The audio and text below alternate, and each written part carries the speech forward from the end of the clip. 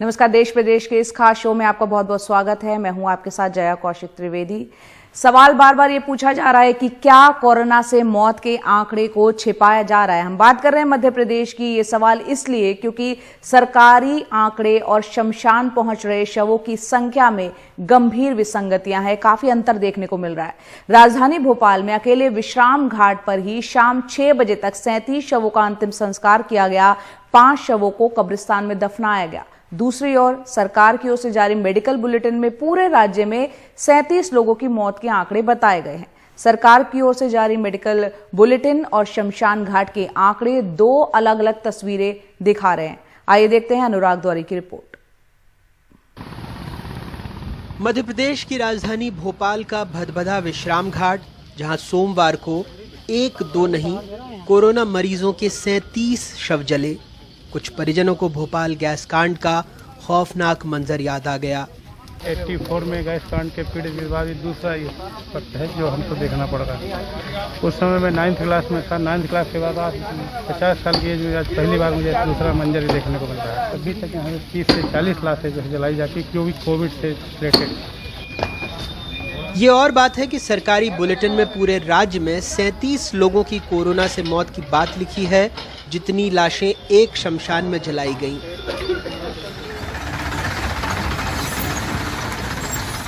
खैर, कोविड मरीजों के शव को नगर निगम की गाड़ी सीधे अस्पताल से विश्राम घाट के पिछले गेट पर लेकर आई।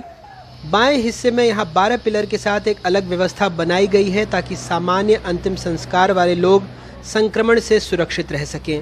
लेकिन जो अपनों को अंतिम दर्शन देने आए वो भीड़ से परेशान हो गए। 3-4 घंटे से बैठे हुए हैं। डेड बॉडी जो है कि हमारी वो रखी हुई है वहाँ पर। अब चारों तरफ जो है डेड बॉडियाँ जल रही हैं। वहाँ क्रियाक्रम करना तो कर ही नहीं सकती, इतनी जल्दी वेट करना पड़ रहा है। जितनी बॉडी है उसके हिसाब से यहाँ पे जगह नहीं है, आप खुद भी देखिए। अव्यवस्था एक बात है, लेकिन मौत के आंकड़ों में असमानता दूसरी। 8 अप्रैल को भदभदा में 31 शवों सहित शहर में 41 शवों का कोविड-19 प्रोटोकॉल के तहत अंतिम संस्कार किया गया, जबकि उस दिन सरकारी मेडिकल बुलेटिन में पूरे प्रदेश में 27 लोगों की संक्रमण से मौत की बात कही गई। 9 अप्रैल को अकेले भोपाल में 35 लोगों का अंतिम संस्कार हुआ, जबकि सरकारी बुलेटिन में पूरे राज्य में 23 लोगों की मौत की बात कही गई। 10 अप्रैल को भोपाल में 56, जबकि सरकारी बुलेटिन में 24 लोगों की मौत की बात कही गई। 11 अप्रैल को भोपाल में ही 68, जबकि सरकारी बुलेटिन में पूरे राज्य में सिर्फ 24 लोगों की मौत की बात कही गई। और 12 अप्रैल को शहर में 59 शवों का कोविड प्रोटोकॉल से अंतिम संस्कार हुआ, जबकि सरकारी बुलेटिन में पूरे राज्य में 37 लोगों की मौत की बात बताई गई। हालांकि सरकार का कहना है कि वो कोई आंकड़े छिपा नहीं रही है। सरकार की कोई मंशा नहीं है कि किसी भी तरह की मृत्यु के आंकड़े को छुपाया जाए, और वो छुपा के किसी तरह का हमें कोई अवार्ड नहीं मिलने वाला, ऐसा कहीं भी कोई मंशा नहीं। पिछले सप्ताह अंतिम संस्कार के लिए लकड़ी कम पड़ जाने की बात भी सामने आई थी।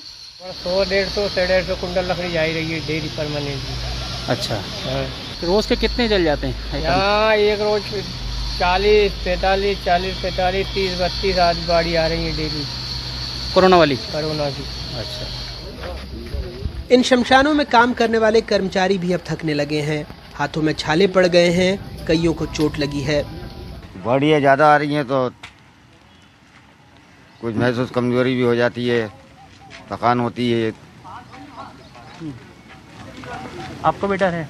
हाँ? आपको भी डर लगता है? डर लगता था शुरू में, लग गई आदत तो अब करते रह जा रहे हैं। बॉडियों के साथ में पब्लिक ज़्यादा आ रही है। पब्लिक क्या थोड़ी कम आए तो थोड़ा आसानी रहती है।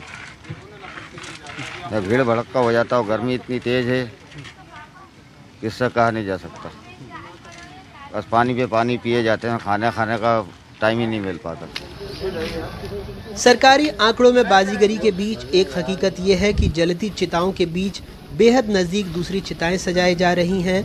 अंतिम संस्कार के लिए भी इंतज़ार करना पड़ रहा है, वो भी तब जब एक चिता ठंडी होने से पहले ही दूसरे शवों का अंतिम संस्कार किया जा रहा है। हालात इतने भयावह हैं। संवाददाता को किसी कहानी का किरदार नहीं होना चाहिए, लेकिन इसी शमशान में अक्टूबर के महीने में मैंने अपने ससुर जी को आखिरी विदाई दी थी। कोरोना की दूसरी लहर में इन चिताओं को देखकर भोपाल में कई लोगों को गैस त्रासदी का खौफनाक मंजर याद आ रहा है। हालात ऐसे हैं कि वैसे तो नियमानुसार दाह संस्कार के तीसरे दिन स्वजन अस्थियां लेने शमशान में आते हैं, लेकिन अब इतना वक्त भी नहीं है। लाशों की कतारें लगी हुई हैं, तो दूसरे दिन फावड़े से समेट कर ही लोग राख हटा देते हैं और कई जगहों पर पोटली में रखकर दूसरे दिन अस्थियां चुनने के लिए लटका देते हैं। भोपाल से कैमरा पर्सन रिजवान खान के साथ अनुराग द्वारी, एनडीटीवी इंडिया। तो मध्य प्रदेश से भयावह हालात आपने देखे। अब रुक करते हैं अगली खबर का।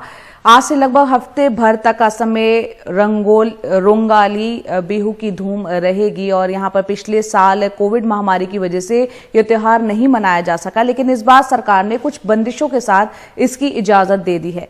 त्योहार में लोग नए कपड़े खरीदते हैं, नाचते गाते हैं, लेकिन खतरा है कि लोगों के एक जगह जमा होने से कोरोना संक्रमण बढ़ सकता है।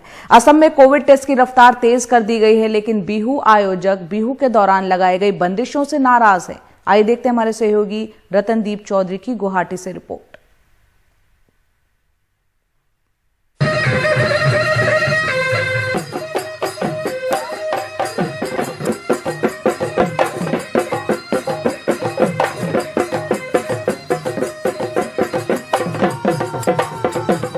असम अपने सबसे बड़े उत्सव रोंगाली बिहू के लिए तैयार है। पिछले साल कोरोना महामारी के कारण हुए लॉकडाउन की वजह से बिहू का जश्न नहीं मन पाया था, लेकिन इस साल लोग त्योहार के लिए खरीदारी करते देखे जा सकते हैं। बिहू के लिए नए कपड़े लिए जा रहे हैं और नाचने गाने की तैयारियां हो रही हैं। 6 अप्रैल को असम में 3 चरणों में हुए चुनाव की सरगर्मियां खत्म हो गईं और अब त्योहार के मौके पर कोविड के मामले भी अचानक बढ़ गए हैं। सोमवार को असम में लगभग 600 नए मामले सामने आए, जो इस साल सबसे ज्यादा मामले रहे। 2 महीने पहले राज्य में रोजाना 20 से भी कम मामले आ रहे थे। राज्य सरकार ने ये कहते हुए कि सामुदायिक संक्रमण नहीं है, बिहू के जश्न को मंजूरी दे दी है। Positivity has not gone up. राज्य में पॉजिटिव होने की दर नहीं बढ़ी है। चूंकि ये त्योहार का समय है, इसलिए हमने एक नया एसओपी तैयार किया है। By the state government SOP on the vaccine supply, we have taken it up with government of India. आयोजन समितियों के संगठन ने राज्य पर अपनी जिम्मेदारी छोड़ने का आरोप लगाया। उसने कहा कि जब निर्वाचन आयोग और केंद्र सरकार के दिशा निर्देशों का उल्लंघन करते हुए प्रधानमंत्री नरेंद्र मोदी समेत कई नेताओं ने हजारों लोगों की सियासी रैलियां की, तो उसे राज्य सरकार ने अनदेखा कर दिया। कोविड-19 पर नियंत्रण करना हमारा काम नहीं है। प्रशासन इतनी बड़ी जिम्मेदारी बिहू उत्सव मनाने वाली समितियों को ही क्यों सौंप रहा है? बस आपका थोड़ा अभी मार्केट कम है, लोगों में वो पहले जैसा जोश नहीं है, लोग थोड़ा थमे हुए हैं, पहले का जैसा बिहू नहीं लग रहा है। अभी है तो हम लोग को ये मेंटेन करना ही पड़ेगा। ये रूल रेगुलेशन सरकार से जो दिया है वो तो मेंटेन करना ही पड़ेगा। बिहू के दौरान रोजाना 1 लाख टेस्ट, राज्य में आने पर अनिवार्य कोविड जांच और टीकाकरण में इजाफे के साथ असम की कोशिश है कि त्योहार के दिनों में नए मामले बढ़ने पर अंकुश लग सके, लेकिन तब तक राज्य बिहू के रंग में रंगा रहेगा। गुवाहाटी से रत्नदीप चौधरी की रिपोर्ट, एनडीटीवी इंडिया के लिए। और अब आपको लिए चलते हैं शिवनगरी काशी, जहां का रेलवे स्टेशन इन दिनों सन्नाटे में नजर आता है। लॉकडाउन के बाद ट्रेनें तो शुरू हो गई, लेकिन एक बार फिर लोग कोरोना के मद्देनजर यात्रा करने से डर रहे हैं। ये सन्नाटा बीच बीच में बस तब टूटने लगा जब बाहर से कोविड और लॉकडाउन के डर से लोग वापस अपने शहरों, बड़े शहरों से बनारस अपने घर लौटने लगे हैं।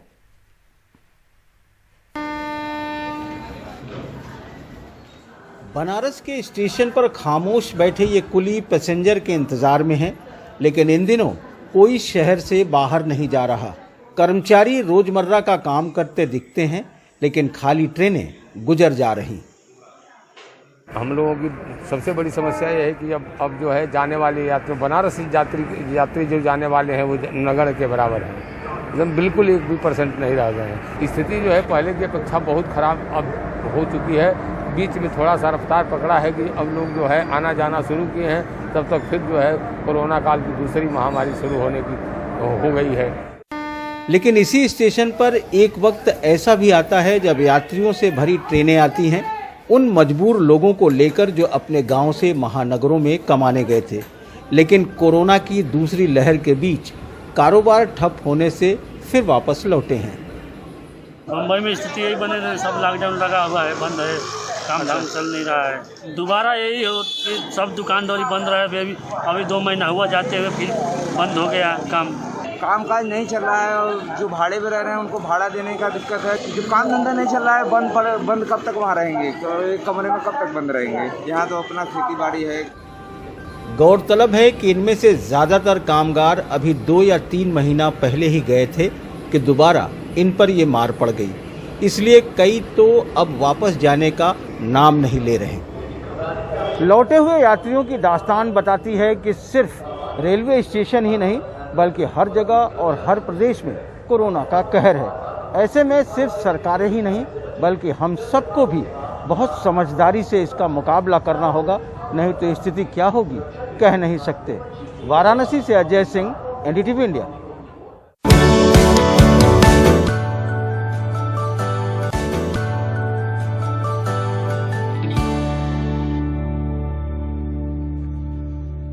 ब्रेक के बाद एक बार फिर आपका स्वागत है। अब आपको लिए चलते हैं राजस्थान, जहां कोरोना वैक्सीन की कमी हो रही है। सोमवार आखिरी बार था जब राज्य को 4 लाख से ज्यादा डोज मिली, जबकि राज्य में रोजाना औसतन 5 लाख वैक्सीन के डोज लगाए जा रहे हैं।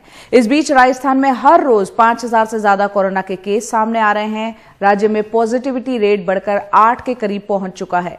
बढ़ते केस और वैक्सीन की कमी पर आइए देखते हैं ये रिपोर्ट। जयपुर शहर में वैशाली नगर में एक प्राथमिक चिकित्सा केंद्र का ये दृश्य। बाहर ताला लगा हुआ है और लोग वैक्सीनेशन के लिए आ रहे हैं। तो आप किसको वैक्सीन करवाने के लिए आए? मेरे मदर को। मदर हाँ, यहाँ आज तो बंद है। तो आपको पहले इन्फॉर्म किया गया था बंद का? नहीं, अब ऐसा तो कोई इन्फॉर्मेशन नहीं था, लेकिन हम तो ये देख रहे थे कि भाई छुट्टी के दिन भी लगती है वैक्सीन, इसलिए यहाँ आए लगवाने के लिए। लेकिन वैक्सीनेशन की कमी को देखते हुए राजस्थान में कई सरकारी और निजी चिकित्सा केंद्रों में आज टीकाकरण नहीं हुआ। राजस्थान को सोमवार को 4 लाख से अधिक वैक्सीन की एक खेप मिली थी, लेकिन राज्य में औसतन 5 लाख वैक्सीन रोज लग रहे हैं। कल राजस्थान गवर्नमेंट को शाम को 4 लाख वैक्सीन प्राप्त हुई थी कोविशील्ड की। यदि कल तक में फिर वैक्सीन नहीं मिलती है तो कल वापस वैक्सीन काम के अंदर रुकावट आएगी। निजी अस्पतालों में तो वैक्सीनेशन की कहीं सिर्फ दूसरी डोज लग पाई तो कहीं बोर्ड लगाने पड़े कि यहाँ अब टीका उपलब्ध नहीं है। भाई डिमांड ज़्यादा है वैक्सीन की, वैक्सीन कम आ रही है आगे से, तो थोड़ी सी प्रॉब्लम तो हो ही रही है। अभी पिछले 2 दिन से वैक्सीन की आगे से सप्लाई नहीं आ रही है, जिसकी वजह से हम आगे अपने जो पेशेंट्स हैं उनको हम लगा नहीं पा रहे हैं। दूसरी ओर राजस्थान भी कोरोना की दूसरी लहर से जूझ रहा है। यहाँ 1 महीने में पॉजिटिव आने की दर 2% से बढ़कर 7% से अधिक हो गई है। जयपुर से हर्षा कुमारी सिंह, एनडीटीवी इंडिया।